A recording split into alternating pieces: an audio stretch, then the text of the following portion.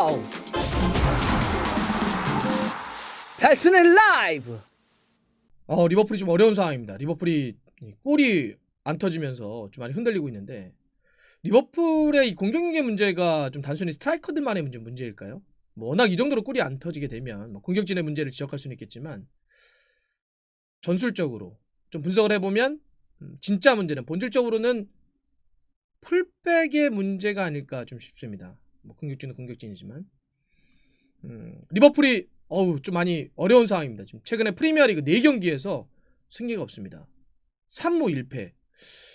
리버풀이 이렇게 흔들렸던 적이 근래에 있었을까 싶을 정도로 굉장히 좀 어려운 상황이 좀 빠져 있는데요. 그러다 보니까 디펜딩 챔피언인데 또 선두를 계속 달리지 않았습니까?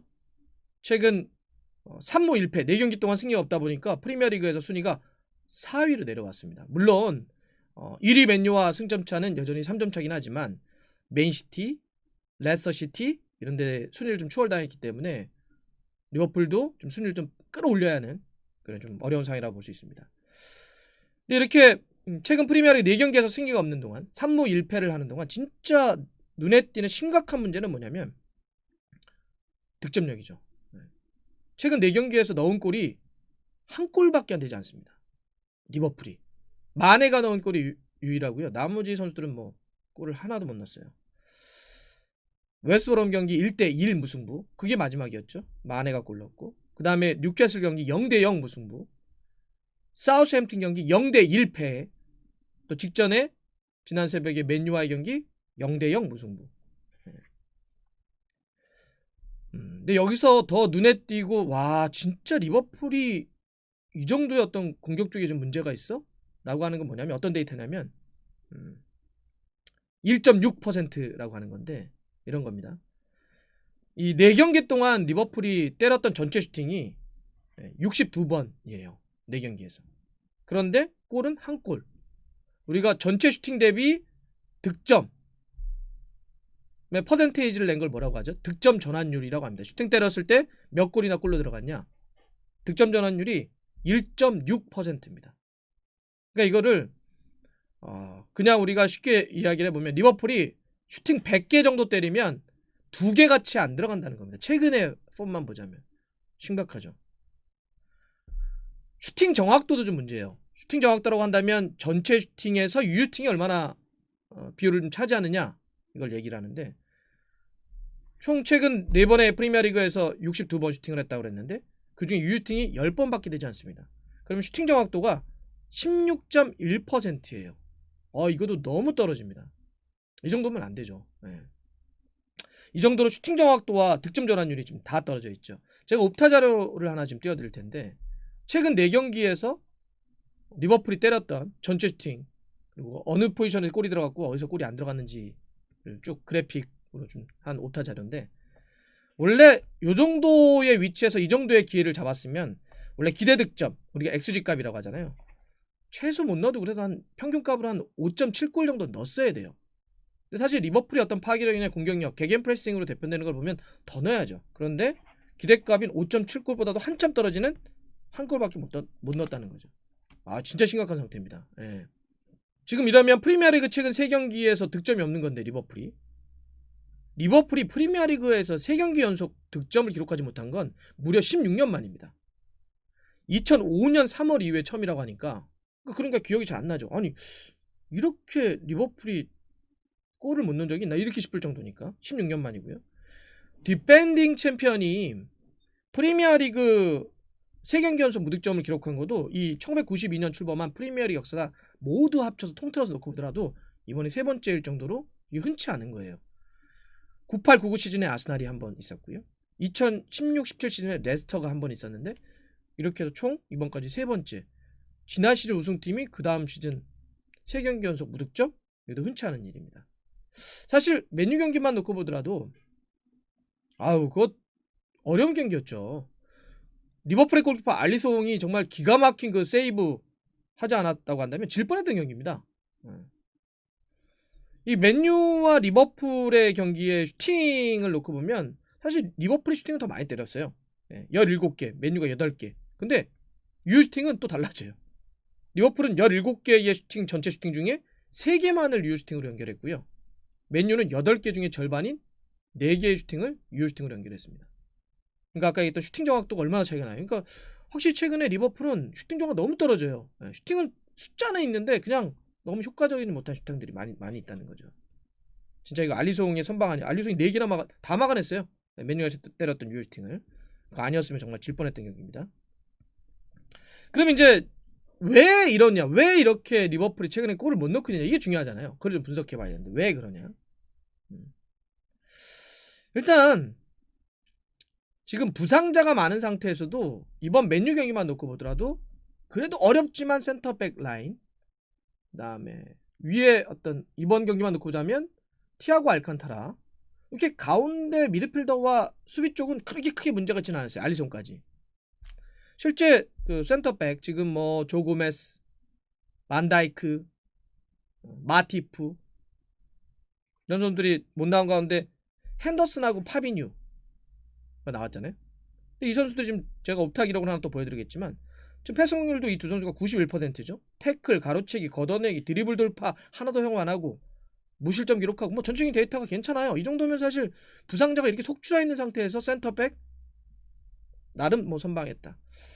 미드필더 티아고 알칸타라가 이적해가지고 부상 때문에 그동안 원정 경기만 뛰고 이번에 안필드 홈 데뷔전이었거든요. 제가 데이터를 하나 좀 보여드릴게요. 어때요? 뭐 우리가 플레이 보면서 뭐 패스 능력 이런 거 좀 많이 봤지만 최다 패스, 최다 터치 이번 맨유전 기록입니다. 최다 기회 창출, 최다 드리블 성공, 최다 인터셉트, 뭐 그냥 전체적으로 쫙 잘해줬잖아요. 정말 무난하게 잘해줬습니다. 그럼 이제 문제가 뭐냐? 왜 그래도 티아고 알칸타라도 어느 정도 하고 센터백도 크게 문제 없이 해줬는데 왜 골이 안 터졌냐? 이거 핵심은 물론 이제 앞쪽에 있는 제가 요 선발 라인업 하나 보여드릴게요.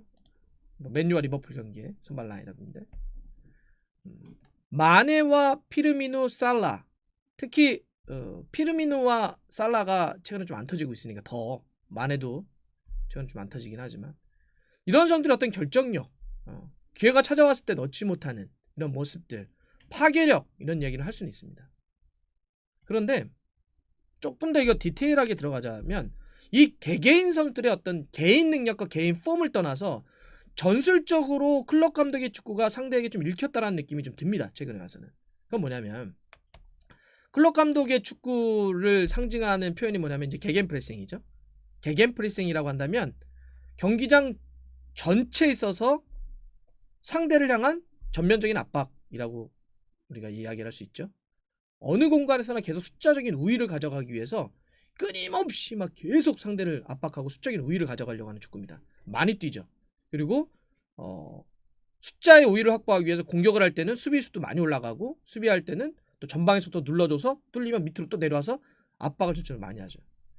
그러니까 대체적인 공격 축구를 하는 클럽 감독의 리버풀은 어떤 특징이 있냐면 그렇게 숫자를 많이 확보하기 위해서 특히 공격적으로 싸울 때 어떤 특징? 네, 맞습니다. 양쪽 풀백들이 엄청 올라가죠.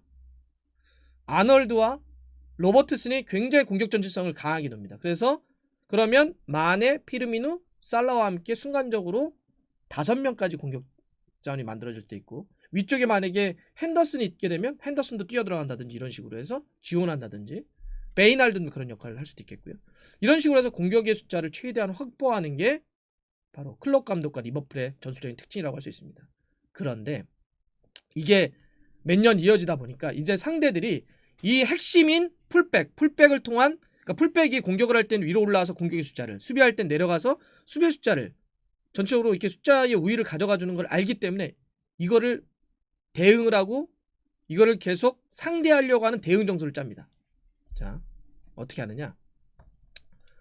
이번 맨유 경기 같은 경우는 한번 잘 보세요. 좌우 풀백 완 비사카와 루크쇼, 위쪽에 약간 측면 쪽에서는 포그바와 마시알이 섰습니다.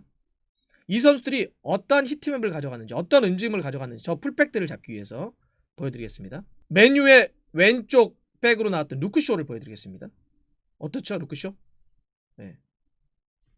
하프라인 기준으로 보자면 자기 진영 쪽으로 상당히 내려와서 커버를 많이 했다는 걸 알 수가 있죠. 와한비사카도 마찬가지죠. 공격 전지성을 많이 가져가기보다는 내려와서 자기 진영 쪽에서 수비를 많이 했다는 걸 알 수 있습니다. 이 두 명의 풀백의 위치만 갖고 아놀드와 로버트슨을 잡았을까요? 아닙니다. 제가 아까 이날 경기에서 포그바를 오른쪽으로 돌려놓은 게 굉장히 인상적이었죠. 마시알도 전방이 아니라 왼쪽에 갖다 놨단 말이에요. 이 두 선수 히트맵도 보여드릴게요. 일단 마시알입니다. 마시알이 지금 히트맵 보여드릴 텐데 이렇습니다. 마시알이 원래대로 한다면 저 전방에 지키거나 윙포워드로 지켜야 되는데 거의 내려와서 윙백처럼 뛰었죠. 네. 저 오른쪽 위치면 어디죠? 아놀드 자리입니다. 루크쇼와 함께, 루크쇼와 같이 찍어드릴까요? 자, 루크쇼와 같이 찍어드리겠습니다. 네. 지금 마시아하고 루크쇼가 같이 찍힌 히트맵입니다. 어떻죠? 굉장히 수비 쪽으로 공간을 안 준 걸 알 수가 있죠. 풀백을 잡은 겁니다, 아놀드를. 그러면 이제 포그바를 찍어드리겠습니다. 오른쪽. 원래 포그바는 뛰었다 간 다음에 가운데 형성돼야 되는데 어떻죠? 자, 거의 오른쪽 윙백처럼 역시 움직인 걸 알 수가 있죠. 그러면 포그바와 함께 완비사카를 함께 찍어드리겠습니다. 어떻죠? 역시 오른쪽 공간. 그러니까 리버풀로 따지면 로버트슨의 오버랩을 잡기 위해서 양쪽 측면을 다 동시에 찍어드리면 마시알, 루크쇼, 완비사카, 포그바, 네. 양쪽 측면을 완전히 잡으려고 수비했던 걸 알 수가 있습니다. 이러다 보니까 이 맨유와 경기 때 리버풀의 양쪽 풀백이었던 아놀드와 로버트슨이 어느 정도냐면 아놀드는 또 한 번 폭발력이 안 터져서, 또 물론 아놀드가 전적으로 이번 시즌 막힌다 이런 거 좀 있죠. 그런 게 상대가 계속해서 이 아놀드라든지 로버트슨을 잡으려고 하는 수비를 하고 있기 때문에 그런 겁니다. 대응 전술 때문에. 맨유 경기에도 아놀드가 키패스 하나도 없었고요. 굉장히 이랬던 게 뭐냐면, 사실 아놀드 하면은 오른발 프리킥과 오른발 크로스가 정말 엄청난 선수 아닙니까? 그런데 맨유 경기에서는 10번의 크로스를 시도했는데 단 한 번도 성공하지 못했습니다. 그 다음에 점유를 잃어버린 게 26번이나 됩니다. 아놀드가. 로버트스는 키패스는 2번 하긴 했지만 크로스 7번 시도해서 단 2번만 성공시켰고요. 점유를 잃어버린 건 20번이나 됩니다. 어떻죠? 네. 이 경기 역시도 아놀드와 로버트슨이 잡혔다는 걸 알 수가 있습니다. 자, 그러면 이 경기만 그런 거 아닌가요? 이렇게 얘기하실 수가 있죠. 그럼 직전에 프리미어리그 경기였던 0대1로 졌던 사우스햄튼과의 경기 때도 하나 보여드리겠습니다. 사우스햄튼 일단 선발 라인업 한번 보여드릴게요. 리버풀과 역시 아놀드와 로버트슨은 그대로 섰고 위쪽에 살라와 마네, 피르미노 이 라인 그대로 섰습니다. 이런 상태에서 자, 사우스햄튼은 버틀란드, 워커 피터스, 제네포, 암스트롱을 이렇게 세워놨는데 이 네 선수의 제가 히트맵을 여러분들에게 좀 보여드리겠습니다. 이걸 보여드리는 이유는 맨유만 그렇게 승부하는 것이 아니라 최근에 계속 리버풀을 상대하는 팀들이 어떻게 쓰는지를 좀 보여드리려고 하는 겁니다. 자 그러면 사우스햄튼의 그 왼쪽 풀백 버틀란드의 히트맵 보여드릴게요. 어떻죠? 네. 루크쇼의 히트맵과 큰 차이가 없죠. 굉장히 수비적으로 내려온 걸 알 수가 있죠. 오른쪽 풀백 워커 피터스는 어땠을까요? 어떻죠? 올라가지 않죠. 밑을 잡아버립니다. 그러면 앞쪽 라인에 있었던 제네포, 왼쪽 측면 공격 쪽으로 있었던 제네포 한번 볼까요? 제네포도 올라가지 않고 하프라인에 걸쳐서 수비 압박을 했다는 걸 알 수가 있습니다. 암스트롱은 어떨까요? 오른쪽 측면에 마찬가지죠. 오른쪽에 암스트롱, 왼쪽에 제네포 모두 다 공격 가담보다는 수비 쪽에 많이 했고 네 선수를 동시에 다 찍어드릴게요. 풀백과 더불어서 역시 올라가기보다는 내려와서 수비를 측면 쪽에 상당히 많이 잡은 걸 알 수가 있습니다. 자, 공통점이 좀 느껴지시나요? 그러니까 올 시즌에 보면 아놀드가 예전만큼 폭발력이 안 나온다. 물론 아놀드 개인의 어떤 조금 더 정신적인 어떤 좀 더 강인한 집중력 이런 것도 좀 필요하고, 그다음에 부상의 여파도 좀 있었고, 하지만 보면 그런 개인의 어떤 문제를 떠나서 상대의 어떤 전술에 좀 막히는 측면들이 분명히 있었다는 거고요. 또 앞쪽 라인들 같은 경우도 그렇게 양쪽 풀백이 엄청난 공격 지원을 못 받다 보니까 고립되죠. 양쪽 풀백이 올라와서 상대 수비를 좀 찢어줘야, 측면 쪽으로 좀 벌려줘야 가운데서 공간이 열리면 가운데서 마누라 라인이 마네, 피르미누, 살라가 흔들면서 여기서 더 많은 골을 넣을 수 있겠는데 양쪽 풀백이 잡히니까 공격을 3명 선수들만 해야 되는 거죠. 그런데다가 자꾸 수비 쪽에 문제가 생기니까 핸더슨이 내려가고, 그러니까 핸더슨이 지원하는 것도 좀 떨어지게 되고, 이러다 보니까 계속해서 골이 잘 안 터지고 있는, 특히나 최근 흐름에서 이렇게 클럽 감독과 리버풀의 어떤 전술적인 특징이 좀 이제는 리버풀을 상대하는 팀들은 거의 이런 식으로 지금 경기를 하고 있습니다.